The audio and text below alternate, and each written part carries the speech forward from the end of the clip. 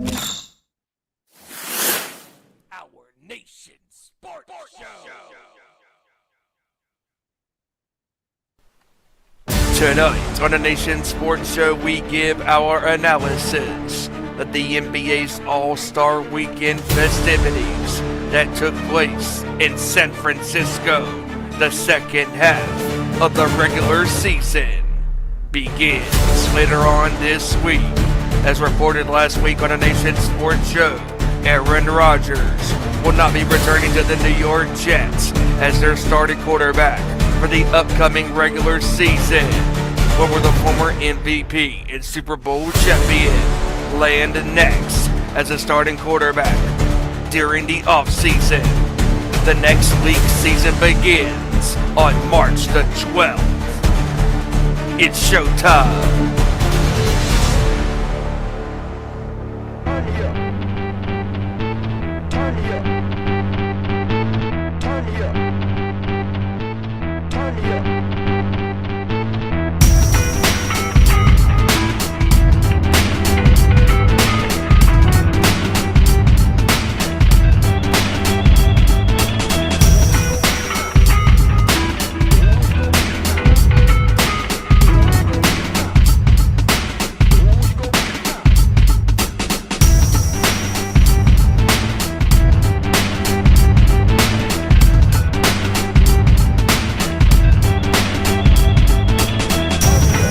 Good up to the court, talking all that is sport, breaking down the latest news, scores, and more.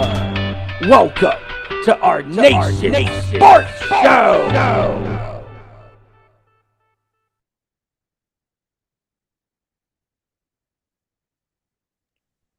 Okay, here we go. Oh shit, we are here and it is Tuesday once again. You know what that means. It is our Nation Sports Show, and you wanted the best in sports talk? Well, you've got the best. What's going on, everybody? I'm Ezra Vickery here, and we are once again live here on our Nation Sports Show. We thank you guys for joining us right here on YouTube.com every Tuesday, 7 p.m. Eastern, 4 p.m. Pacific. Schedule changes, of course, pending on that. But we got a good amount of stuff to get into tonight. Obviously news about quarterback changes, coaching. We got, of course, the NBA All-Star stuff we can get into. Baseball, of course, approaching as we get ready to head into spring training in about a month. We've got a lot of stuff to get into. Of course, we have the time to fill it. We'll get it done.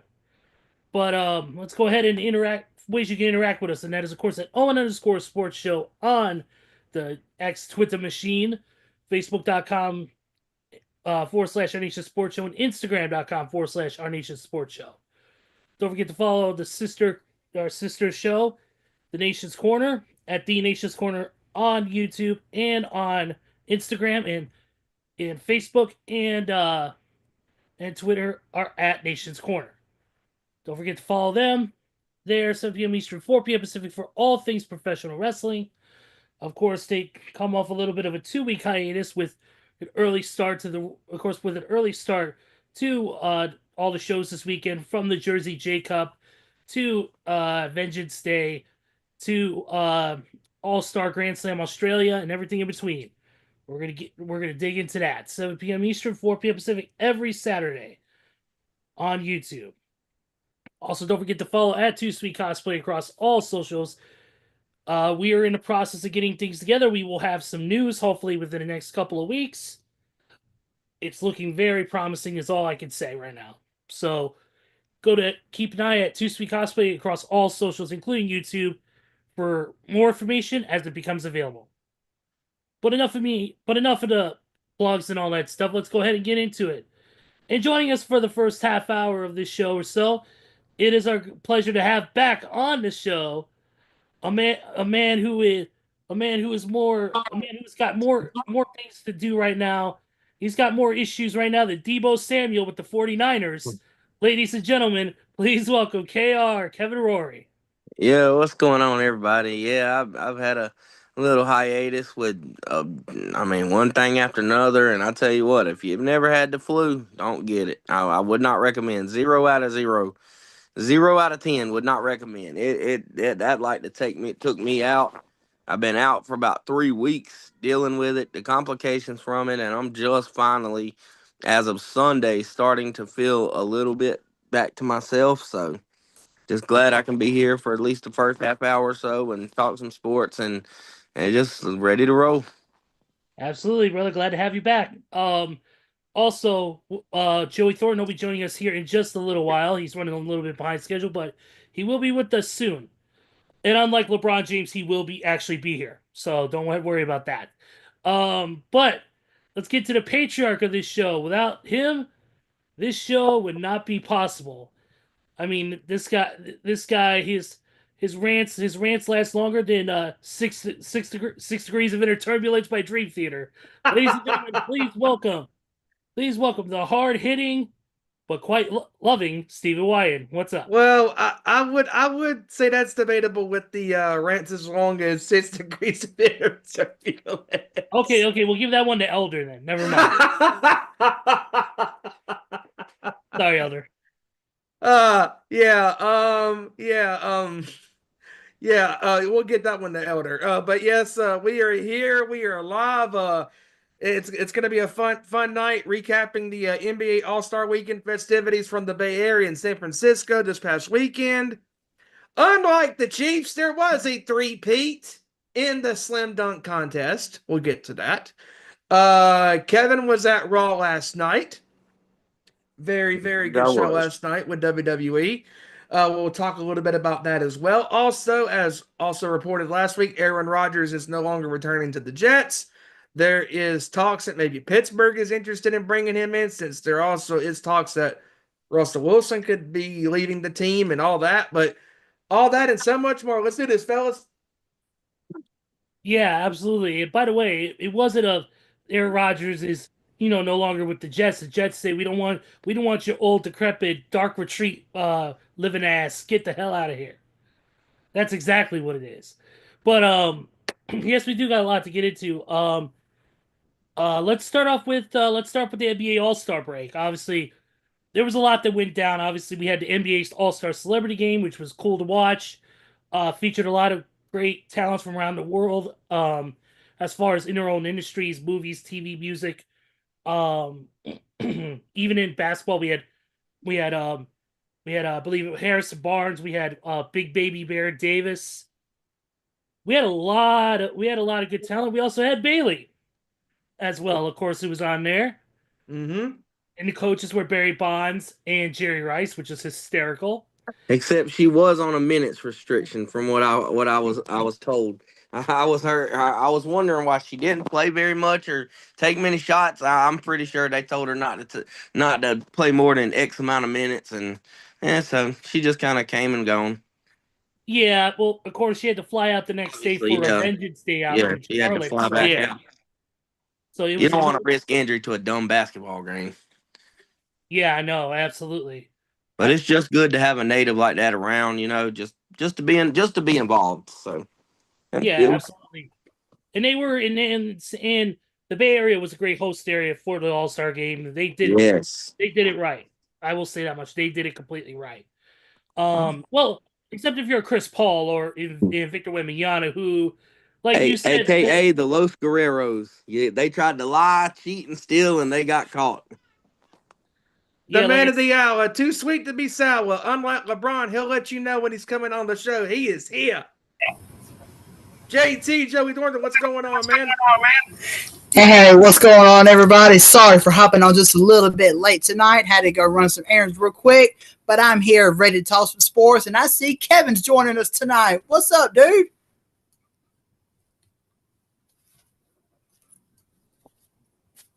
Hold on. All right. Yep, he decided to hop on tonight. He's with us here tonight as well. On, man? There he is. Yep. Yeah, what's going on, man? We were just talking about Chavo Guerrero and Eddie Guerrero, a.k.a. Chris Paul and Victor Wembanyama, cheating the system in the skills competition. Yes. Hey, if you're not cheating, you're not trying, baby. They're not certified Guerreros. They did not get away with it. Sorry, Wemby, but you're 10 foot tall. There's no way you're hiding this. Like a tree with an afro. Sheesh. But dude, it's crazy. They try and pull that shit, and then obviously it backfired in their face. It made them look like fools. And I mean, obviously, nobody is taking a celebrity, or I mean, not celebrity. Nobody's taking the all-star skill challenges seriously in years. Really, it's all about just goofing around and having fun. I mean, obviously, there's rewards at the end of it. Obviously, there's probably money incentives. There's probably trophies, all that shit. But well, most people like to goof around, except if you're in a slam dunk contest. And Mac McClung once again 3 fucking P. By the way, can you? I just got 2 words to say about that. Mac truck. Oh, by the way, also real quick, I talked about 3-peat. Steven mentioned at the Chiefs. A lot of Chiefs fans are at McDonald's right now because it's a buy one get 2 free on turnovers.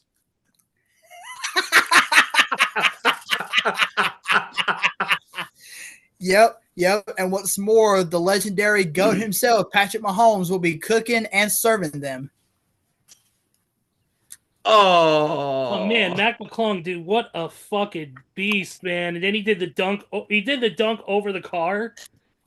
Insane. Blake Griffin, thanks Blake you. Griffin 2.0. But here's my only thing with that. All respect to Mac McClung. He's a great dunker. Don't get me wrong. Do not get me wrong. I love his dunks, but there's no competition. There wasn't for a second. I didn't go into this contest knowing he was going to win. That's true. This is ridiculous. Like, and you know what? This is only the blame, but to one person, and that is LeBron James. The reason why is LeBron James is the one that started this. Oh, I'm a superstar. I don't want to participate in All-Star Weekend. I don't want to do the dunk contest. Even though I'm one of the most prolific dunkers in the game, I don't want to do it. And then you know who follows that up? Ja Morant. I don't want to do it. Now Zion Williamson, before he got fat and went to damn eat all that Louisiana food, I don't want to do it. Then you got all these guys who just does not want to do it. And I can remember back in the day watching premier superstars on that stage dunking, like a Vince Carter, Kobe Bryant, Michael Jordan, Spud Webb, like guys who were Dwight Nate Robinson in his prime. Mm-hmm. I mean, Nate Robinson, like there was Dwight Howard, Levine, and it was Zach LaVine and Aaron Gordon. Now you got Mac McClung and a bunch of G Leaguers who I've never even seen play more than 3 minutes a game in the National Basketball Association, and it's just ruining the competition for me. Exactly. Oh, and let's not forget one of the most prominent names to ever win the slam dunk contest. He, of course, also did it 2 years in a row. That being former Golden State Warrior Jason Richardson. Yep. I just don't get it. And you know what the problem is exactly what I said the other day, man. It's the NBA are spoiled little crybabies. Like the NBA has no control over their players, none whatsoever. The players run that league, and you can obviously tell it. People force their way out in trades. People force their way into super teams. People force their way into this because the NBA has zero control. The NFL has way more control and way more like leadership over these players than the NBA does. I mean that there's a reason why they're trying to change up these formats for the All-Star game itself because you can't get these damn players to play for nothing. Like these players don't want to give no effort. They don't care. They don't even want to give an ounce of effort. They just fuck it. We're gonna shoot 400 threes a game and dunk the ball 27 times a game and there ain't gonna be nobody in front of us. Okay, that's cool. That you know, Kevin, it's very interesting you bring that up because that is actually a very good point. Because, like you just said, these players around the NBA, they're like, oh, well, just because it's All-Star Weekend doesn't mean I got to give a lot of effort. I don't want to do this. I don't want to do that.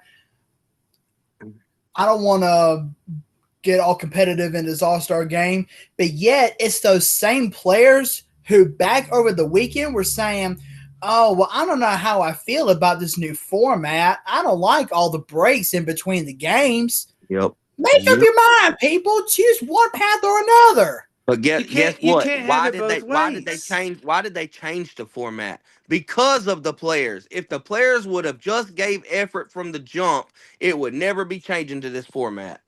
If they would just gave effort when it was East versus West, I mean, only thing I could think the commissioner could do could possibly, which I like this idea, like the MLB does it, but or used to do it as far as my knowledge. But the winner of the All Star game, basically, who out of the East or West in the finals gets home court. That's how I think it should be. I mean, at least it'll be a little bit of competitiveness. Like, damn, if you're a top tier team or a player that knows you got a chance to go to the finals, you're going to want to snag home court. I mean, Exactly. And that's the thing I don't understand with this whole All-Star, break is how, okay, so 20, 25 years ago, 30, you can go further back. All of these great players, and these bench players that were reserve players in these All-Star games and the dunk contest, all of these players that were selected to be the best of the best of the best that would show up to any city that is hosting the NBA's, you know, break, activities, for the players, to have fun, but also be competitive because Kobe Bryant was still giving it his all in the All Star game. Michael Jordan was still out there playing defense in the All Star game. Nate Robinson, 15, 16 years ago, whenever it was, out there showing his talents, on the basketball court. Dwight Howard, an all-star player in his prime, out there in the dunk contest. You had, Vince Carter, Michael Jordan. I mean, you could go down the, like you said, Kevin, Joey. I mean, you could go down the list of players that have competed in the all-star, weekends festivities for over 40, 50 plus years. And every one of those players gave it their all. Today's NBA players, it's like they get so butthurt when it comes to when you have analysts and fans being critical of these guys, not going out there and playing defense and actually contesting shots. And let's be honest, the last decade plus of these All-Star games, it's been hard, hard to buy into because as the years kept going on, the scores kept going up. And it's a mockery of the NBA. And that is why the ratings have been so low in the NBA. It's because in the last couple of years, especially, it's because what has been happening over the last couple of years in the All-Star break, it makes people not take this league serious anymore. Is because a lot of these teams are not playing on both ends of the floor. A lot of these teams are just predicated on offense and are not, focusing on defense as well. Now, there are some teams that have won championships, like Golden State when they had their great defense. The Celtics, even though they were a three-point shooting team, they were still a better defending team when they won the championship last year. The Milwaukee Bucks, and they won the title in 21. They still had defense. The Nuggets, they still had defense.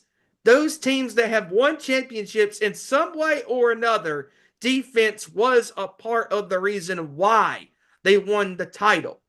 Now, predominantly, these players that go to the All-Star break, it's all of the guys that just go out there, they dunk, shoot threes. They don't care about being competitive. And if Kobe Bean Bryant was still here, he would look at these players in their faces and say, what the hell is wrong with you guys? Because you're not taking this seriously. I mean, Kev, you remember this. Joey, you remember this when Kobe was dogging LeBron. Like, what are you doing? Like, this was in the middle of the All-Star game in 2013. Kobe was trying to get through LeBron's head to be competitive. And, and Kobe was out there giving it his all on the floor. And Kevin Durant's being critical in the media. Oh, I don't give a damn. Them, if what y'all say. Obviously, you do care. Because if you didn't care, you wouldn't be reacting. You're just pissed off that the media that actually sees through your crap and the fans are sick of it. They're sick of seeing no-name talents, no offense to these G League players, coming to the dunk contest. Because the dunk contest used to be full of great role players and star players. They used to go out there and have fun. Great dunkers. Mm-hmm. Guys who can jump out the gym, guys who are creative. I mean, I don't know, dude. I'm just, as far as the All-Star thing is concerned, I hate the format because I get what they're doing. They're bringing the rising players, which I don't like because none of them are all stars like Keontae George and all them. They're bringing Sure. them in to compete in that little pickup game because they're basically saying, hey, let's see how good your pride is. I know you don't want to lose to a bunch of fucking rookies. Now, are you going to be competitive now if we got the rookies putting pressure on you? I mean, you lose to a bunch of rookies, people's going to laugh at you. They're trying to pick up the competitiveness. I don't like the format. The reason why is a guy like Cade Cunningham, who was picked by Kenny DeJet Smith, who by the way picked the worst team you can ever fucking pick, and literally plays one game and only plays like the first or the between points 10 through 25 and doesn't play again. What kind of shit is that? He busted his ass all year and was busting his ass, giving you effort in the game to play like for 15 points and then he don't play another game the rest of the night. That's ridiculous. I don't like the format. I'm on Draymond Green's side when he said that format sucks. But at the same time, two things can be true. The format is like that because of the players. If they would have just gave effort in the first place, we would have never had to deal with it. Just think about it. All of the times we've seen these points being, scored and scored and scored, nearly, I think, what was it, nearly 200 points or over 200 Yeah, points were over scored in the two. last game? Yeah, that is It was like ridiculous. 212 to 187 or some Just shit. ridiculous. And you know I what? mean, There's no excuse why I'm not asking them to play like it's game 7. I'm not even asking them to play like the regular season game 4 quarters. I'm just saying, if you can rest and sit out and load manage all year like you do, there's no reason why you get 3 days off before the All Star weekend, then get another 2 days off before the All Star game. Why you can't at least give some effort because you know you're not going to play until what, tomorrow night? That's another 3 days off you get. I mean, there's no reason you can't give a little bit of effort. You know you're and going to that's rest. another thing, Kevin, that you just hit on, the load managing. That's the stupidest shit. That's the stupidest thing ever. Again, not to sound like a broken record, but all of the great NBA players, unless they were seriously injured, they didn't care if there was any little nagging injuries. They were still out there on the floor. I mean, the best example for me is Kobe had all these knee injuries, finger issues, hamstring Yep. issues. You know, And you know what Kobe said about it? They asked him, why don't you just take the night off? He said, man, no, I know what it's like. What if you was one of these families that ain't got the most money and you spend every little penny you can save to go watch me play and I'm their favorite player and here I am in street clothes sitting on the bench because I want to rest. think That's about that. stupid. I don't want to do that shit. I Think don't want about to that. hurt them players. I don't want to hurt them fans who paid all that money, their every last bit of penny in their savings account to watch me play, and I don't want to let them down. I just can't do that because I was that kid that wanted to watch Jordan play and paid every penny I could, and I would have been upset and put myself in their shoes. Now you got players who, 30 minutes for the game. Oh, he's listed questionable. He's got a foot injury. Oh, he ain't going to play. What? That is the stupidest thing ever, man, because and I don't get it because when you think about this, there are people that spend their hard-earned money to go to these basketball games. I don't care if it's in the Carolinas, I don't care if it's in California, Texas, no matter where these games are played. If it's on a back-to-back night. People, when they buy a ticket to a basketball game, they are expected to see the players that are on the team. It like what if you catch a team playing in a second game in a row? Let's say it's the Lakers playing, oh, I don't know, the Jazz one night and then they play the Suns the next night, right? That LeBron plays the Jazz the first night. Second game, LeBron doesn't even play against the Suns. You paying to be at that game in Phoenix and LeBron's not even playing? I'd be one pissed off NBA fan. And see, and that right there, going back to what Kevin said about players having all these finger injuries, knee injuries, this and that, other. Mm-hmm. I mean, that right there is what separates Kobe and Michael Jordan from LeBron James. Because Kobe and Michael Jordan, they didn't matter what type of injuries they had. Exactly. They didn't even matter what type of sicknesses they had. They still went out and gave 100% at all times. LeBron, he gets a little cut on his finger, Oh, coach, I can't play tonight. My knee's bothering me. I can't play tonight. He knew he Gotta wasn't manage playing. this foot injury 30 minutes before the All-Star game starts, knowing damn well For he real. knew when he got off the plane Wednesday he wasn't playing in the All-Star game. He knew That's what he was another doing thing. as a I don't very No. understand why he didn't report that earlier to get another player in there who deserves it, like a Norman Powell who got snubbed or a LaMelo Ball who got snubbed. Like there's guys who got snubbed in this All-Star game, and LeBron wants to take the day off and And can't get see, something, and get a the thing, replacement in there. Trey Young was snubbed to begin with. The only reason he got into the All Star game was because of an injury to Giannis. And guess what? exactly. Giannis did it correctly, though. Giannis went out and said, "Hey, I can't play. I need a replacement," which is what you're supposed to do. Giannis reported that Exactly. Thursday, said, "I ain't gonna be able to play." Went to the office and everything, and the commissioner Adam Silver said, "Okay, we'll find somebody," and got Trey Young. I mean, LeBron, waking up Monday morning, he knew he wasn't going to play in that All Star game. And he was like, "Oh well, I got 5 whole days to come up with an excuse." He knew he wasn't gonna play when he got off the plane. Nope. He knew what he was doing. I mean, he's no idiot. I mean, Nope. just LeBron again. Like I I know don't LeBron. understand why it matters because you're still getting the All Star nod. You still got the selection. It doesn't matter if you play or not. You still got chosen. You're a 21 time All Star. It doesn't matter. It's still going to be on your resume. Who cares if you play or not? You could have reported that way earlier and let somebody play. Exactly. And it's just it makes no sense to me why he did this but honestly, in typical LeBron fashion, I'm not surprised that he pulled this crap because LeBron always does this, to get, controversy on him because after all, LeBron, if it's not about LeBron, then the NBA is not important Nope. because LeBron is like LeBron may be a great athlete. He is. But he can be a self-centered prima donna, at times. And I know Laker fans that are fans of the Lakers, but they're not a fan of this guy because of tactics that he pulls like this.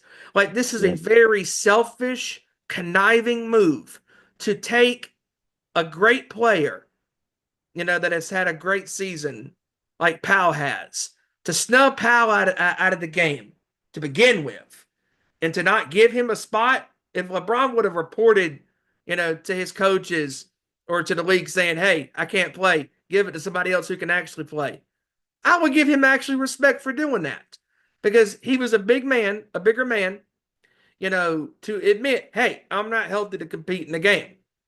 Let's give it to somebody who actually can do it." LeBron knew what he was doing, and he's an idiot for doing it. Very true.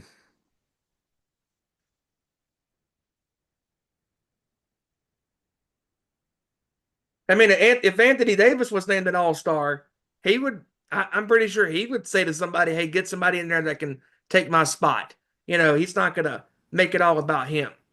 But this is what divas do. This is what superstar divas do. They make it all about themselves.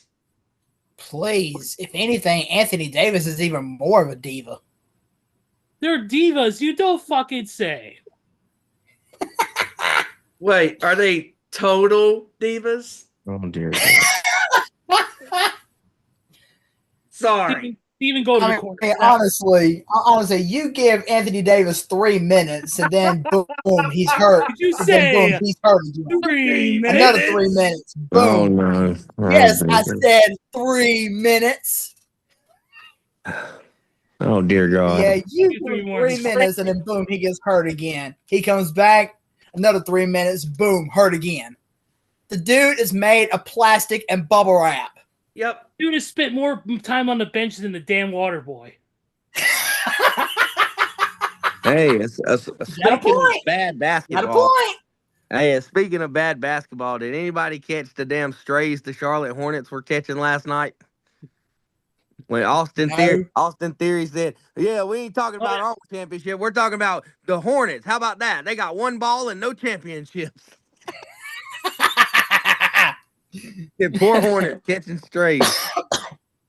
Before you go, Kevin, we definitely got to ask you about the air. Well, first off, we want to say congratulations to the Naismith Basketball Hall of Fame finalists. Definitely, the 2008 Olympic men's basketball team: Carmelo Anthony, Danny Okay. Crawford, Billy Donovan, Mark Few, Dwight Howard, Marcus Johnson, Jerry Welsh, and Buck Williams in the North American Committee finalists.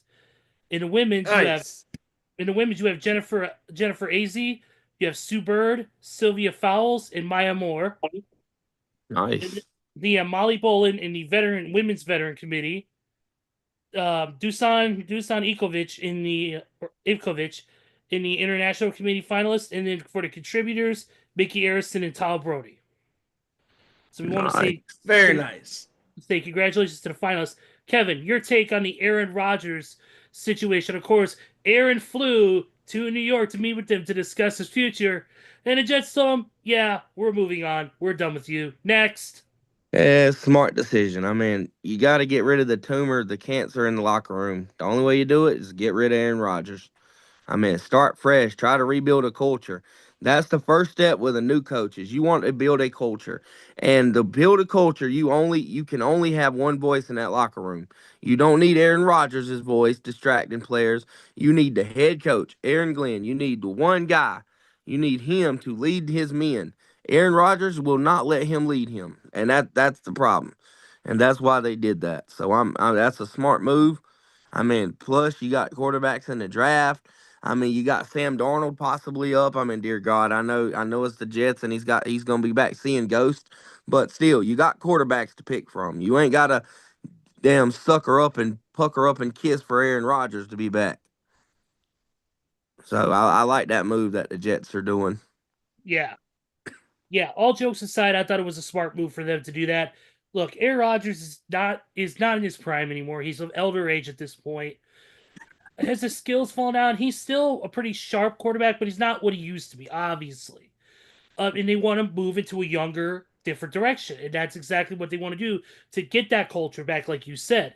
In order for them to do that, they have to release some of those ties.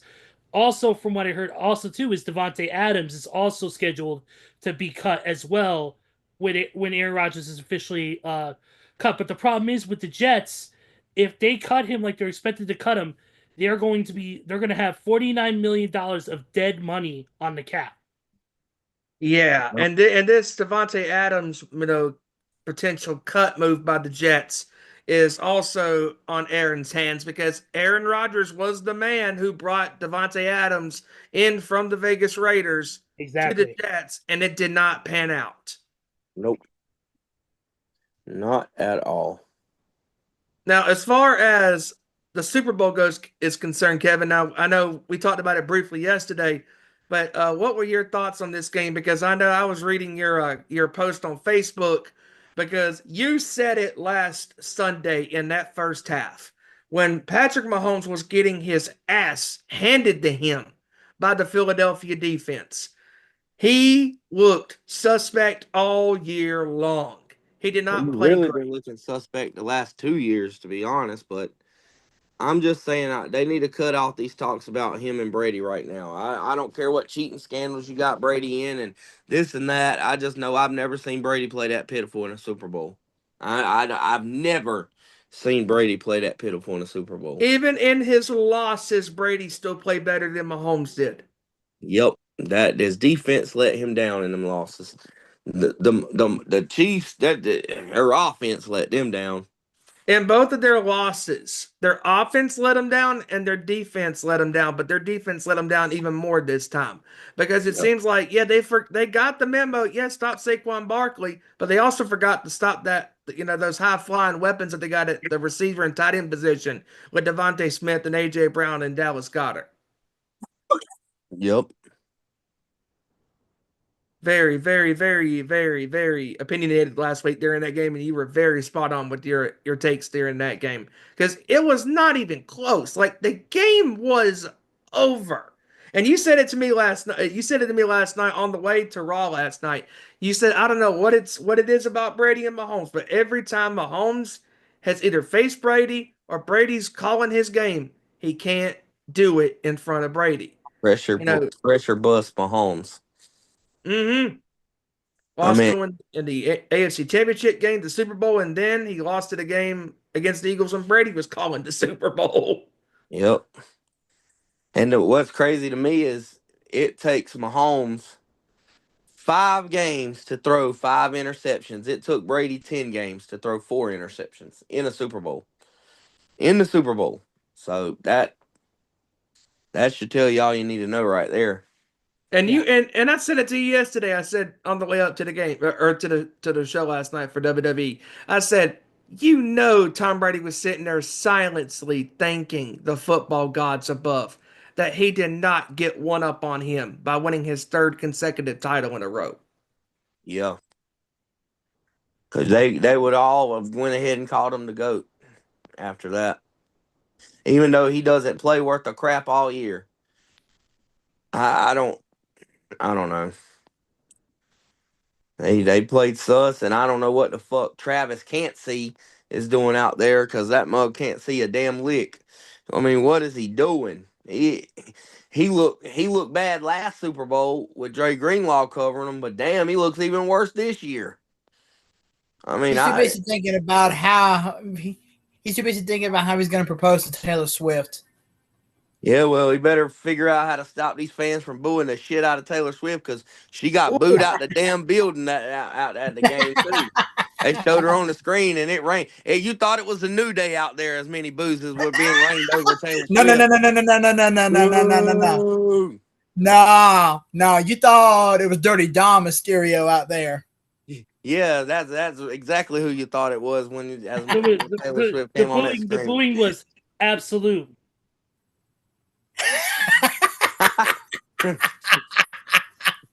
Yes, she got booed, and then after I thought Chauncey Gardner Johnson, this guy's a clown. He posted a shirt, and I know you know how the Super Bowl spelled LIX. He had a shirt that says Swifties can licks my balls. I said, oh dear God, oh dear God. I said, come on, what dear God. I said, leave it to him to do that shit.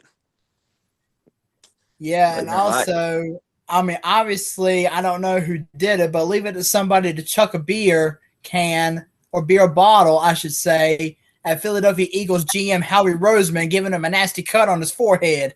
Well, maybe next time Steve Austin should teach him how to catch the damn beer instead of damn letting it hit him in the damn head. I mean, tell him Steve Austin can show him how to catch a damn beer. Catch that damn beer, you silly bastard. You yellow bastard.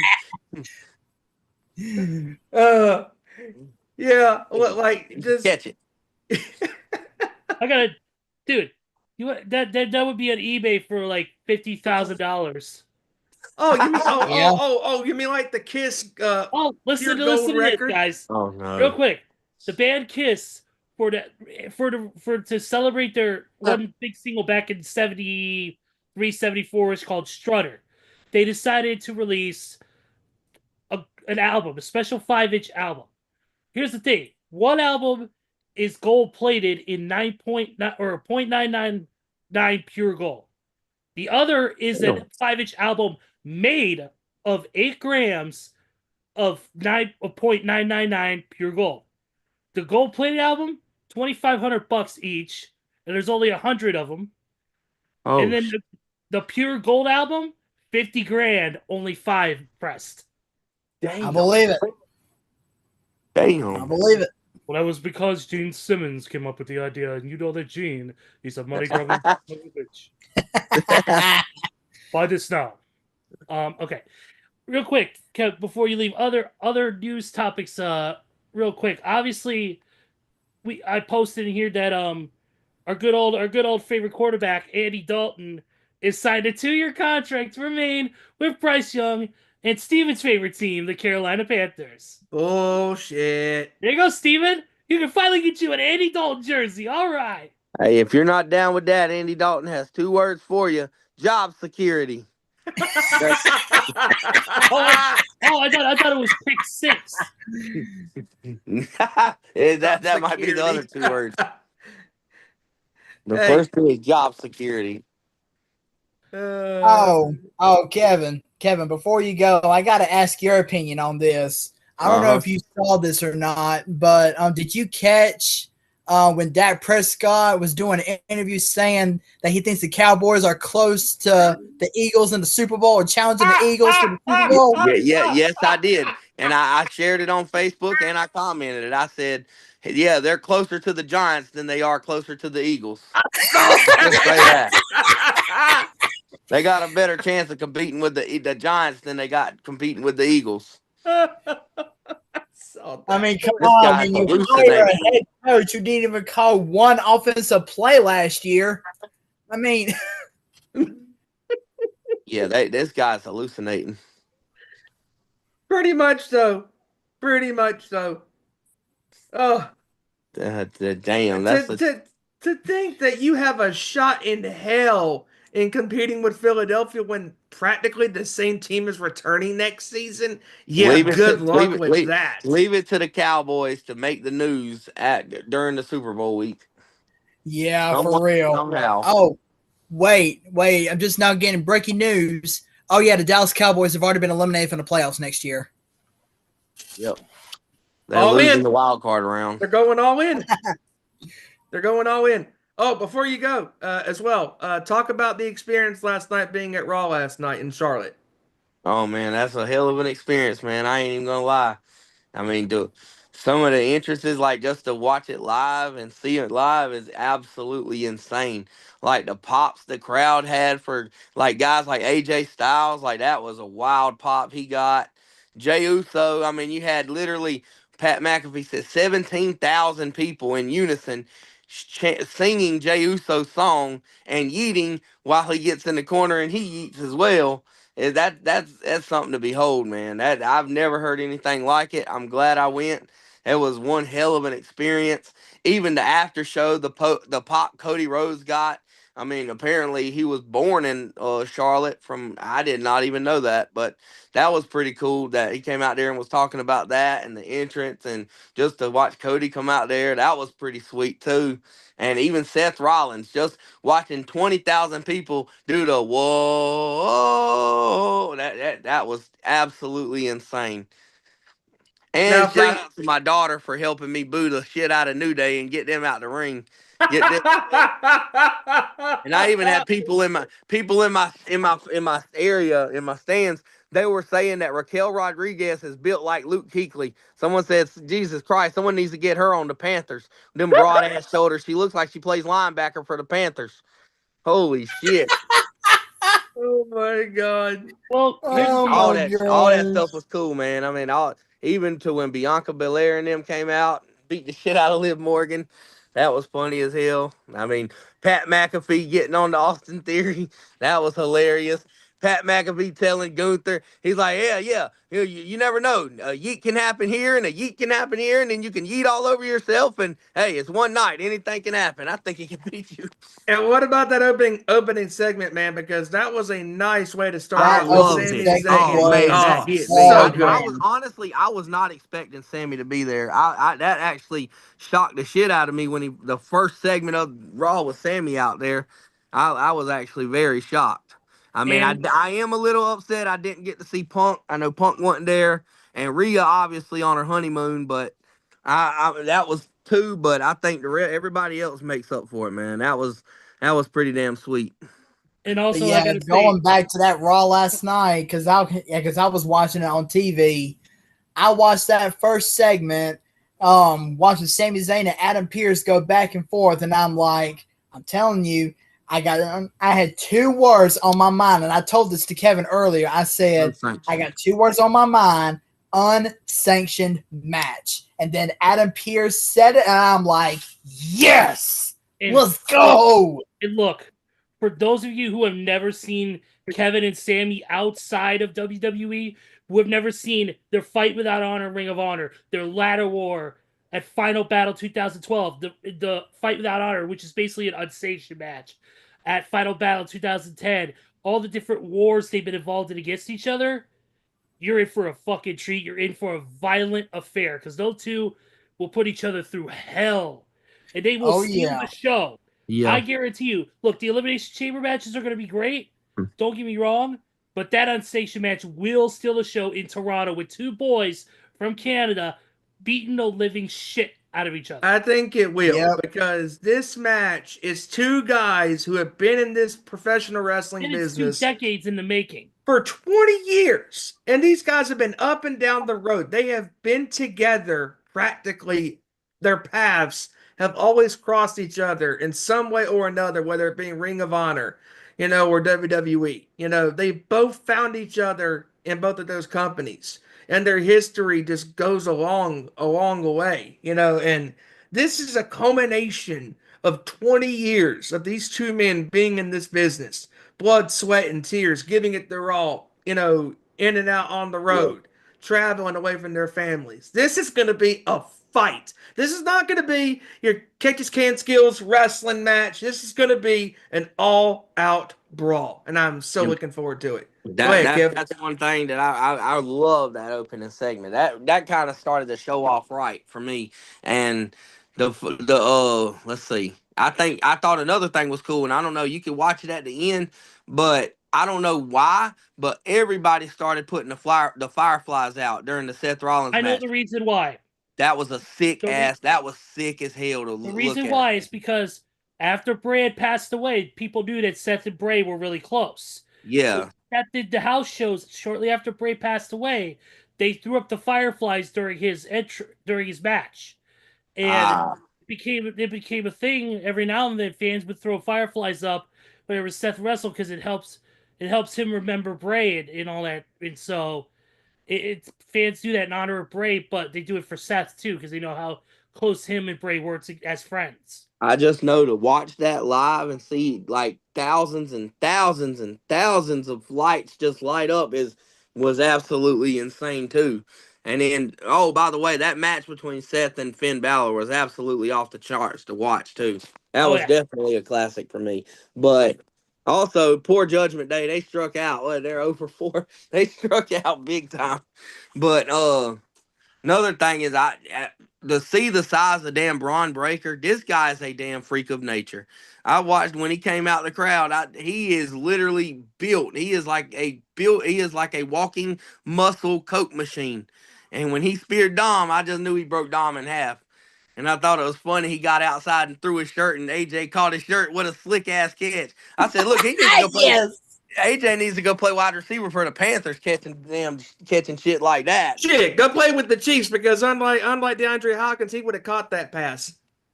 But yeah, also Penta, that was a good match. I like watching Penta wrestle too. That's the first time I actually really. For years, man. I'm glad he's finally in WWE kicking ass. It's been long over. Now if only he get Ray Phoenix out of AEW and get him over, dude. Imagine the Lucha Brothers versus like the Creeds and imagine all those great matches we could have with those guys. It's gonna be off the fucking chain. Oh yeah. Hey, imagine if we could get a match between the Lucha Brothers and the Motor City Machine Guns in Sign me up. WWE. Sign me up. Yep. Once Ray Phoenix's contract with AEW is up, hey, anything's possible. Also, I did get on video your boy doing what he does best, yeeting all over himself on the announce table. Pat McAfee again, jumping up on that announce table and yeeting until he about tears his damn quad. I remember one day Michael Cole said, "Dang Pat, did you just pull your hamstring?" He said, "Yep, and my quad too." I said, "Man, come on now." But no, they actually got big pops too before the show. When Michael Cole came out and Pat McAfee came out, they got pretty good pops too. Big pops.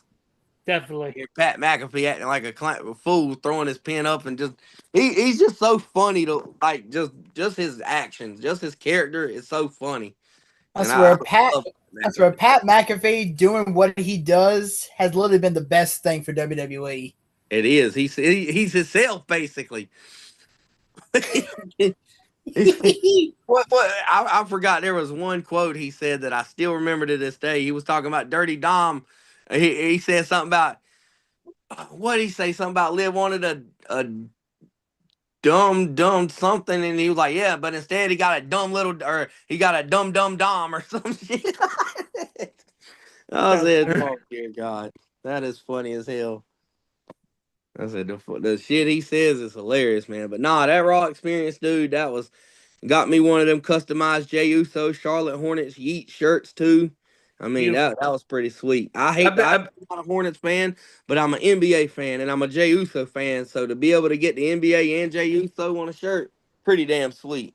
I mean, that's actually sick. I bet the merch lines were packed too. Oh man, they were horrible.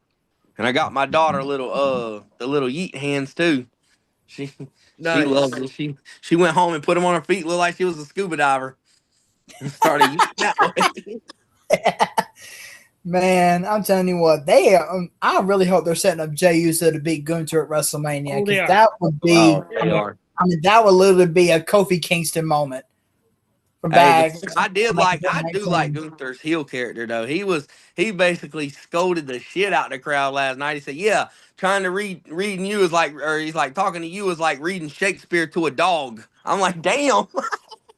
He actually stole that line from Zack Sabre Jr. because back in 2019, Zack Sabre Jr. was talking about how U.S. fans don't like technical wrestling. They prefer either violence or they prefer the high fly stuff. And he's saying showing technical wrestling to an American wrestling fan is like teaching Shakespeare to a dog. Yeah, I know that shit had me rolling though. And then he come out the crowd trying to yeet. He was like, "Oh, this is how I do it. Is this how I yeet? Is this how it goes?" He was unintentionally funny as hell. Oh man, but nah, guys, I'm about to hop off here, fellas. All right, man. It's good talking sports with y'all. Yep, we'll do. I'll be good. I hope to be on here next week. All right, we'll do, man. Oh yeah. All right, Kev. Peace out, bro. Later, man. Peace, man.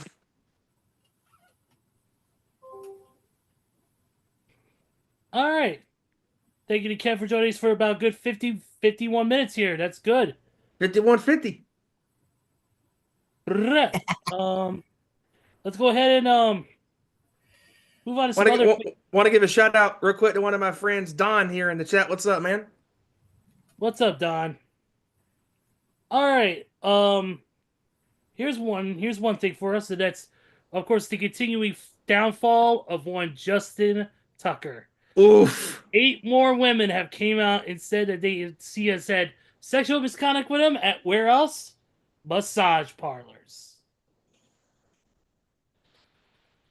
Yeah. No wonder his field goal accuracy of kicking has been mid of late. He was too busy having the women on his mind. I have a feeling that his career will be forever tarnished because of this. Because even though Deshaun Watson has continued playing in the NFL, his career continued to regress the last couple of years. Even though signing that big, $230+ million contract, what has he done ever since? Got injured, had very horrible playing, throwing interceptions, not having consistent weeks of playing. And Justin Tucker had times this past season where he was missing makeable kicks that Tucker normally would make. I mean, for nearly 12 years, Justin Tucker was regarded as one of the greatest kickers of his era.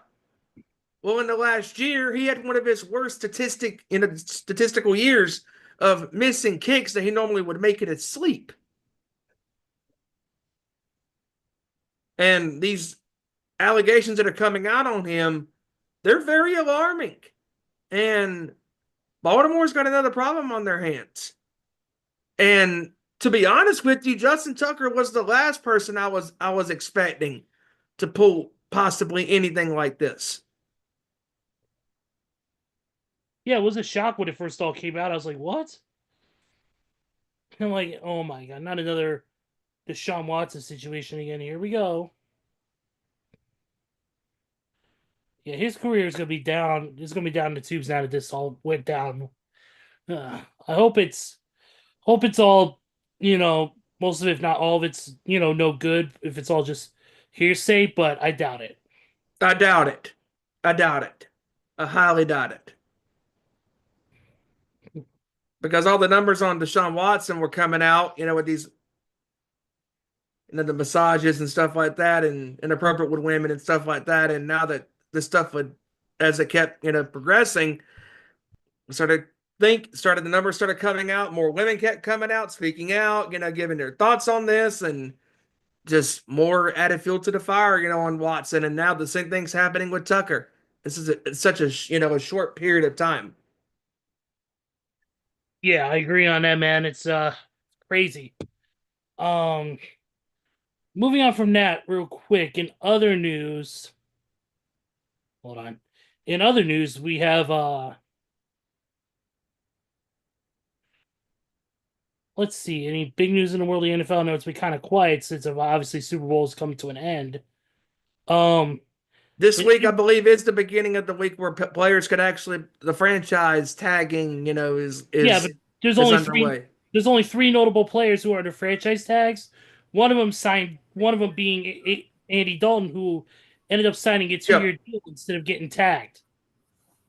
The only other two that are is cornerback Byron Murphy Jr., Chiefs guard Trey Smith, and Bengals wide receiver T. Higgins. So it's gonna be quiet. It's gonna be real quiet when it comes to franchise tags. There's not gonna be much to it.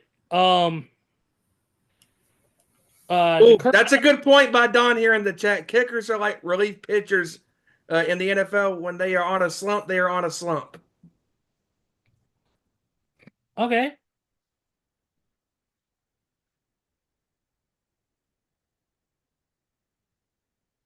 All right. Broncos are hiring former Saints interim head coach Darren Rizzi as their special teams coordinator.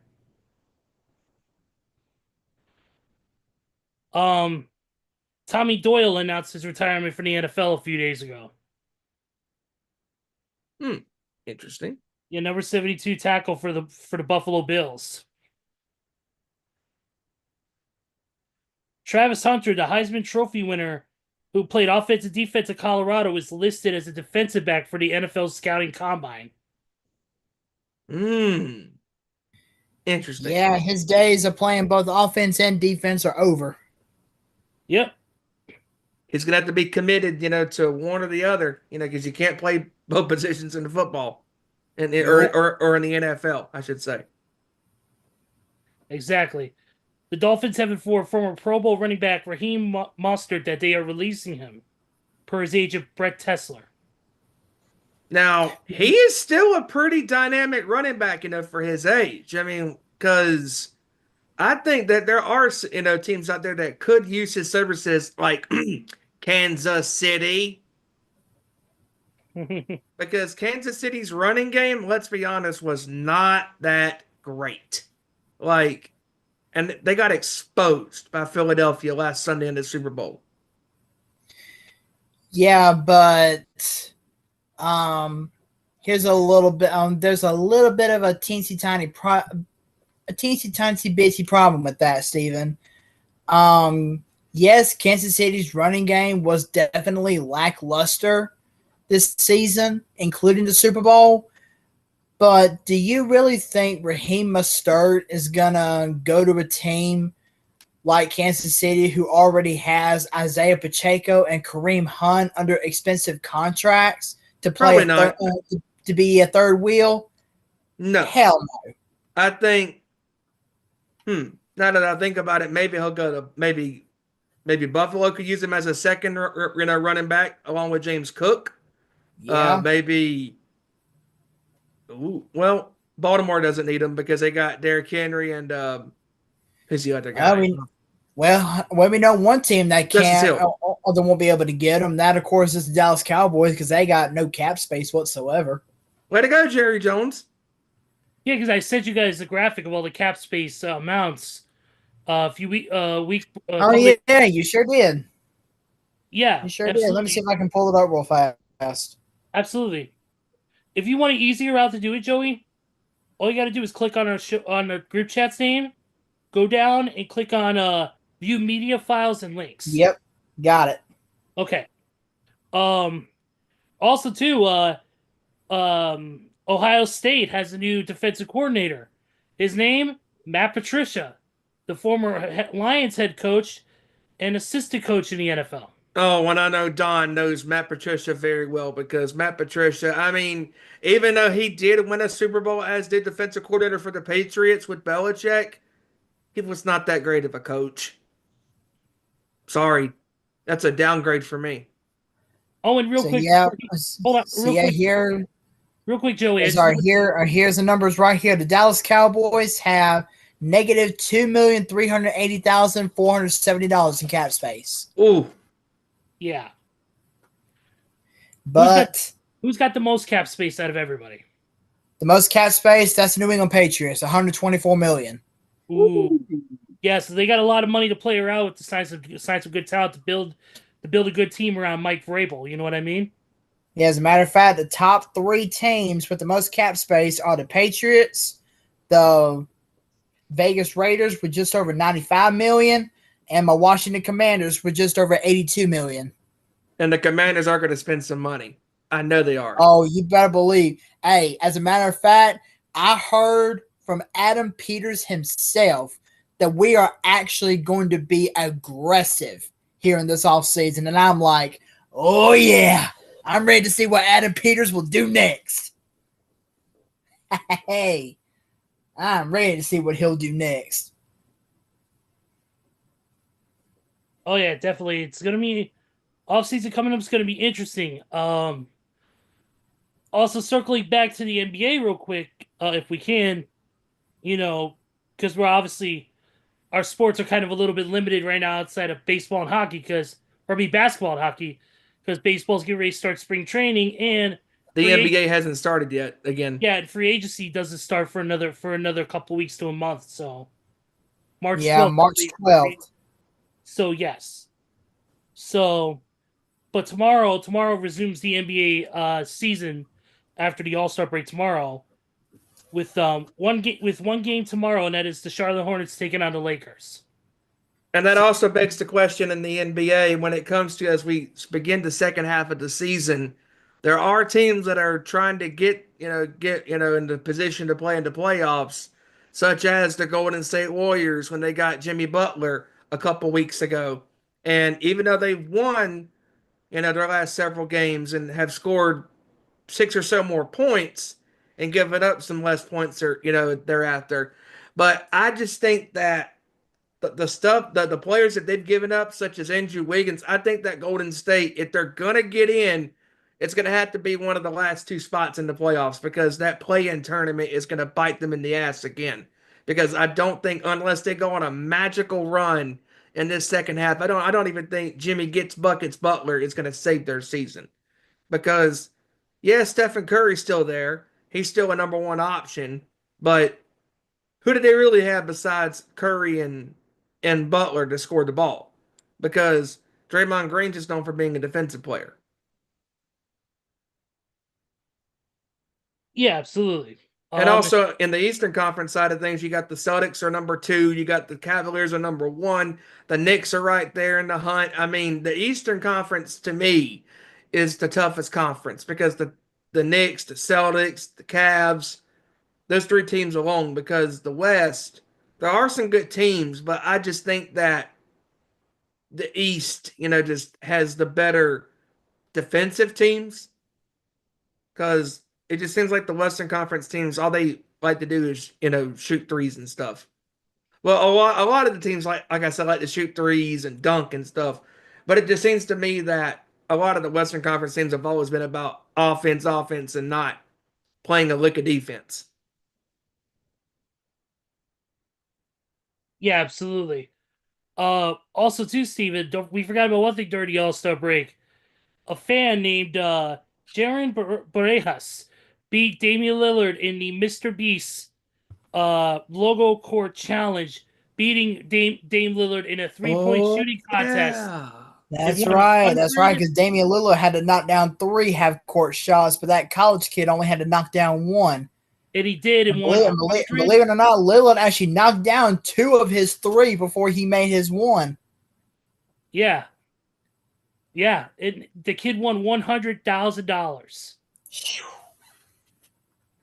Golly, I would have. Ooh, real quick here in the chat. Real quick. Don says here in the chat that he thinks that the Commanders are going to end up with Myles Garrett. Ooh. Bring it on, baby. Bring it on. Bring it on. I would love for us to get Myles Garrett. Love it, love it, love it.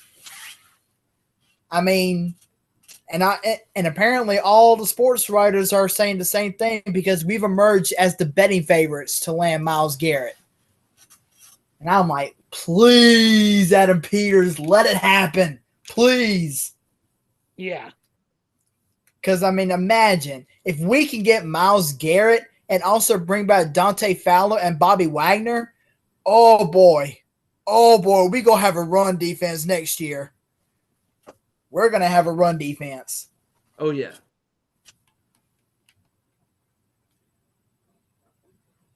Yeah, absolutely.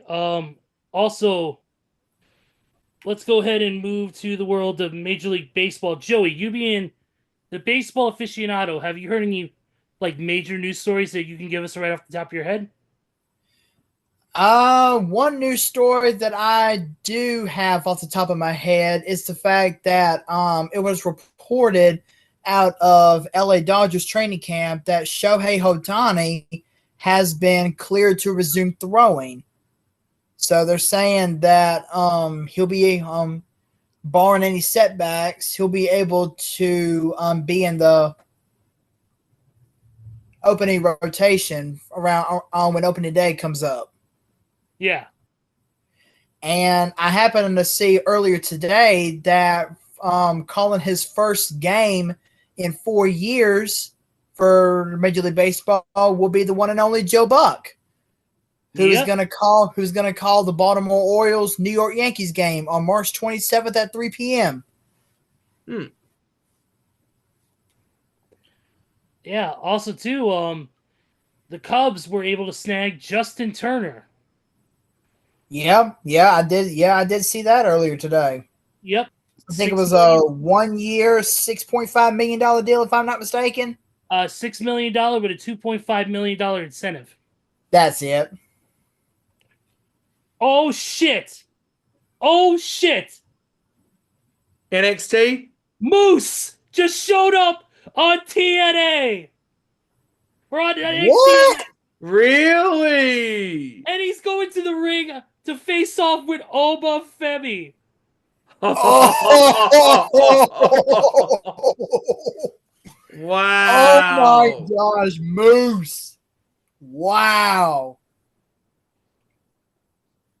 Oh, here's a top baseball storyline. Apparently, talks have stalled between Vladimir Guerrero Jr. and the Blue Jays as far as a contract extension. That's going to be interesting. Oh, and also, I don't know if we covered this last week, whenever. Oh, no, probably not. But Alex Bregman signed a 3-year deal with the Boston Red Sox. Nice. And also, to prevent injuries, I just now happen to see this. To prevent any further injuries, Mike Trout has announced that he is moving from center field to right field. Oh, interesting.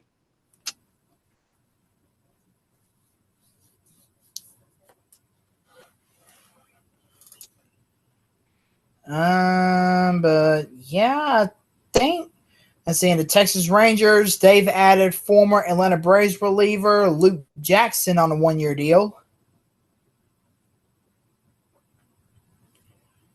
Oh, here we go.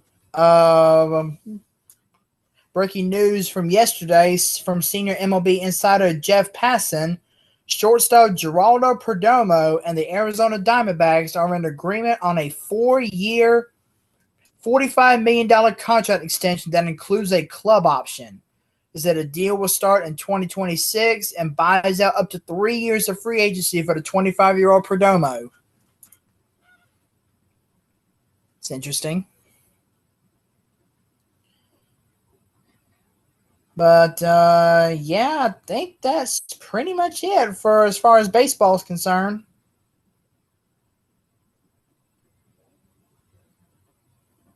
Looks like Oba Femi versus Moose is going to happen soon. Nice. Oh boy. Hell yes. Been waiting on Moose to show the hell up. That is amazing. Sports talk, guys, but that was amazing. Moose on NXT. I love this partnership. This is fucking amazing. Oh yeah. Moving on. But Moving on. speaking of which, We forgot I to want to talk get about. you guys' thoughts Yeah, go ahead. real fast. I want to get your guys' thoughts real fast on this new faction that debuted at Vengeance Day, apparently calling themselves Shield 2.0. Kind of gave me Retribution kind of vibes. To me, I think it's gonna be more successful with Deion Lennox in it and all that. I think it's gonna be more successful. I really do. This is different from when Vince was in charge. You got Sean running the show. I have a feeling that if they're gonna do a lot, they're gonna fare a lot better than Retribution did. They will have a purpose, and the purpose will be clear. So it's just a matter of when. I don't want them to reveal everything in the first show. I want them to take their time and give us a little bit of breadcrumbs to lead us to that final moment. But as far as we do gotta talk about one thing. What about the Four Nations hockey tournament that's been going on? How about that USA game versus Canada? Dude, there was 3 fights in the first 9 3 seconds. fights in the first 9 seconds. 2 seconds into the game, they dropped gloves and were throwing hands. I And he love Yep, it. 3 whipping their fights. ass 3-1. I love it. Love it. If I said Love 3 fights in the first 9 seconds. Canada 3 won 1, USA won 1, and then it was a draw in the third one. it. Tremendous. Tremendous. Yep, and we're facing Canada in the finals. Yup. On Thursday night at 8 o'clock. And I'm on, and I know there's got to be a bet out there. What is the over under? How many fights is happening, and when will the first fight take place during the game? It's gonna be great. As a matter of fact, I'm calling it right now because they're gonna play both national anthems, and like what happened the other night, Canada booed whenever they played the USA national anthem. I'm willing to bet you a fight's gonna break out during the national anthem. Oh yeah. If more booing takes place, that is. Real quick, since we're kind of obviously we're low on topics because there's not much going on. But real quick, definitely want to throw out this. Don't forget, I want to say UFC Fight Night is this weekend. The main event is going to be a good fight between Song Yadong and Henry Cejudo, which would be a great fight. Brendan Allen versus Anthony Hernandez.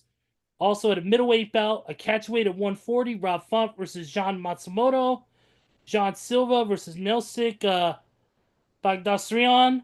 And Alonzo Menefield versus Julius Walker is all on the main card. So definitely check that out. ESPN Plus if you got it. Of course, I'll be watching it myself. The next big UFC card pay-per-view is going to be UFC 313, which is going to take place March 8th. Alex Pereira defends the UFC light heavyweight title against Magomed Ankalaev. Justin Gaethje will take on Dan Hooker. Bobby the King Green will take on Mauricio Ruffi. Amanda Lemos will take on Ismael Lucindo. And other fights to be announced. So check that out. UFC 313. That's going to take place at the T-Mobile Arena in Las Vegas. You can catch that on ESPN Plus or traditional pay-per-view providers.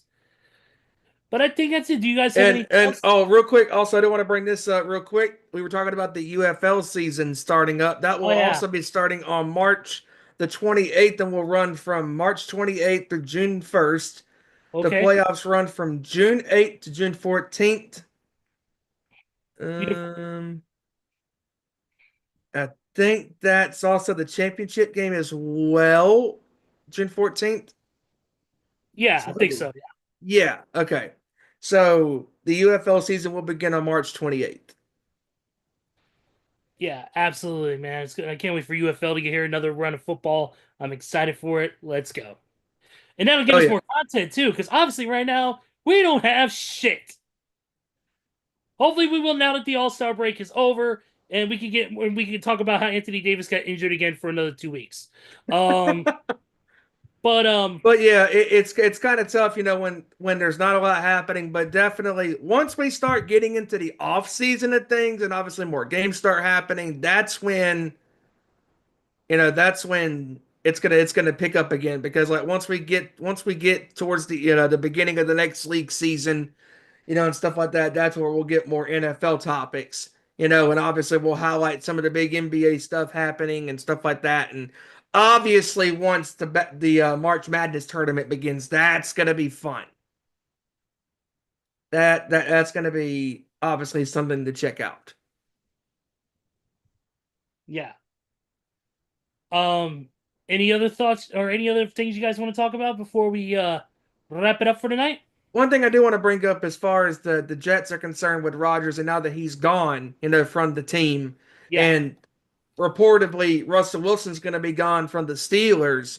The big question is possibly where could these two quarterbacks land next season? Because Russell Wilson, I think, will be a starting quarterback somewhere, maybe. But Aaron Rodgers, I don't know, because there's not a lot of teams that are looking for quarterbacks. There are a couple of teams that still need a backup. But if you're Russell Wilson, you don't want to be playing in a backup role. He thinks in his mind, hey, I can still start, and Rodgers probably does too.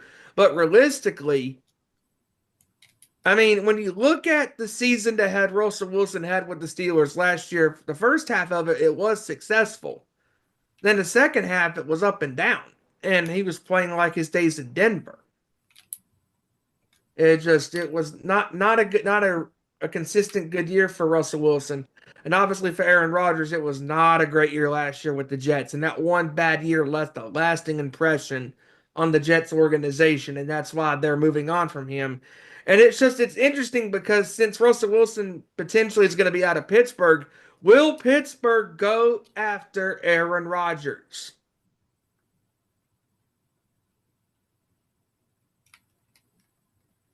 Yeah, I don't, dude. Who knows what the Jets are going to do? I don't know. I hope they really figure things out, really rebuild their culture, like Kevin said. But I really hope they can turn this track record of bad decisions around, because it's been following them for what, almost 2 decades now. Pretty much 2 decades. I mean, the last time the Jets have had any success was 2009, 2000 through 2010, when they went to those 2 AFC Championship games against the Colts and against the Steelers. And they've not been a great organization. The only thing that the Steelers have going for them is Mike Tomlin has not had a losing record of under 500, and he's had the most consecutive regular season wins, in a row without going deep into the playoffs, and that's not good. I mean, it's just, and that's also an interesting question, when it comes to the what if scenario of what if Rodgers goes to the Steelers. Will he make a difference? Honestly, I don't think so. I really think that Father Time has passed Aaron Rodgers by. Like, he doesn't have the same zip on the ball that he once did. Yeah, I agree with that. They made the right decision, in my opinion, just based on age, a lot of different factors, moving on, wanting a different level of play. I get that. So yeah, absolutely. So it will be interesting once the league season, before it gets underway, when we start, seeing reports on trade talks or signing talks, and work of this quarterback land, this receiver land, this defensive player land. I mean, there's endless possibilities. Like once we start getting towards the next league season, because that's where you start seeing players, make their moves and all that good stuff. Yeah, definitely. But I think other than that, I think I'm good. Yeah, I don't have anything. What about you, Joey? There is one thing I wanted to bring up, just ahead. real quick here. And apparently another athlete's home has been burglarized. This time it's LAFC striker Olivier Giroud. He lost approximately $500,000 worth of jewelry when his home was burglarized earlier this month, whenever they smashed a window and stole jewelry and other items, including 10 luxury watches. Damn. Yeah, that And definitely I'm sounds. like, when? And I'm like, when are these break-ins gonna stop? I mean, this happened in the NBA, NFL, Major League Baseball, and now soccer. I mean, Yeah. come on. Always going to target, or they're always going to target the rich. Yeah, guess so. The way it is. But no, I think that's pretty much it for me. All right, guys. Well, let's hit our final thoughts. Joey, you're up, buddy. Real quick, before I do get my final thoughts, I don't know if we talked about this or not, but apparently Kyrie Irving is hoping to play for Team Australia in the 2028 LA Olympics. Interesting. I read that earlier today. That is, Yeah, because I guess you know, yeah, because I didn't even know Kyrie Irving was born in Australia. Yep. I didn't know either. Yep. So it'll be interesting to see. Yeah. I mean, he said he had to gain approval from the USA Basketball, the FIBA, and Basketball Australia. Yeah. But yeah, on to my final thoughts. Great show tonight, gents, as usual. It was awesome having Kevin join us for about 50, 51 minutes on the show tonight, giving his thoughts about what's been going on, as well as his thoughts about Raw that he went to last night. And of course, if you're like me and Steven here in the Carolinas, we're going to be facing some winter weather for the next couple of days, starting, I think, tomorrow around 10 or 11 a.m. Yep. So please avoid any traveling if you can. And I just want everybody to stay safe out there. Yep. It's going to be cold, cold, cold tomorrow. Yes, it is. And hang on, I wanted to pull something up real quick. That's fine. Steven, I think it is my understanding, according to your post, that you were gonna be going to a concert this Saturday, if I'm not mistaken. Yes, I am. And luckily we'll be leaving Friday, and that's pretty much when everything's going to be cleared out, you know. Nice. Yeah. Apparently is Mojo Thunder's hometown show in Lexington, Kentucky. You would be correct. Nice. Will you have fun, dude? Yep, I will. I will. But yeah, that's it for my final thoughts. Peace out. My final thoughts are great show with you guys. Great having Kevin on, and great giving his analysis on Raw last night, him being there, because man, when you're in those buildings and you're there and the product is hitting home and hitting on all cylinders, like it grabs you, and like how could you not want to be in that building? If WWE is coming to your city, it is the hottest ticket right now in wrestling, and it's as hot as it's ever been. And just it was so cool, getting his perspective on being there last night. And great show with you guys, and recapping some of the NBA stuff from this past weekend with the All-Star break. And obviously the regular season begins, or the second half of the season begins tomorrow. And looking forward to seeing where we stand as the season progresses. Where would these teams be going up and down on the seeding charts when it comes to the West and Eastern Conference? Because the Knicks have made moves to compete with the Celtics. The Cavaliers think they can compete with the Celtics. The Western Conference seems to be a conference that's up and down. I mean, there's endless possibilities on maybe the Thunder can make a move, the Nuggets can make a move. Who knows what's going to happen, as the season progresses. And obviously, baseball season not too far off from starting at the end of next month. And the UFL season begins at the end of next month, and the March Madness tournament begins in a couple of weeks. Obviously, the conference title games or the conference tournament games that begins in a couple weeks as well. And everybody, hope you have a great rest of your week. You can hope you have a great weekend as well. If you're here on the South, please stay safe. Please stay warm. And tomorrow, please do not go out if you don't need to go out. Just stay home, stay inside. It's going to be cold. Sleet, freezing rain, a little bit of snow. Yeah, the triple effect. it's going to be cold. You can follow us on Twitter at Owen_Sports Show, Facebook.com/Nation Sports Show, where we're also live on YouTube.com/Nation Sports Show. And also don't forget to follow the Nation's Corner on Twitter at Nation's Corner, Facebook at Nation's Corner, where they are live on most Saturday nights, and they will be making their triumphant return to the YouTube airwaves this Saturday at their normal time of 7 p.m. Eastern, 6 Central, 4 p.m. Pacific at youtube.com/Nation's Corner. Be sure to join the guys and gals that recap all things professional wrestling, including, like Ezra said at the top of the hour, Moose in NXT from TNA Wrestling. That happened tonight. They'll recap Raw from last night, and also AEW Grand Slam Australia is in the books. And they'll probably recap TNA, SmackDown, and whatever the hell is on their minds. And with that being said, Ezra, wrap this up, my friend. Sure thing, man. Thank you guys for Oh, and thank you to, and also real quick, thank you to Don for joining us here tonight here in the chat as well. And for those that tune in on demand, thank you very much as well. Ezra, take it away. Sure thing, man. Thank you so much to everybody for watching us. We appreciate it. You can find us on our individual social medias, which are listed in the description in the video, as well as our description of this channel as well.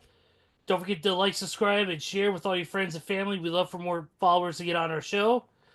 Absolutely, we're going to work on getting some people maybe to come on. Obviously, Hijacker Mike is a busy man. We're going to try to get him on as soon as we get closer to the UFL.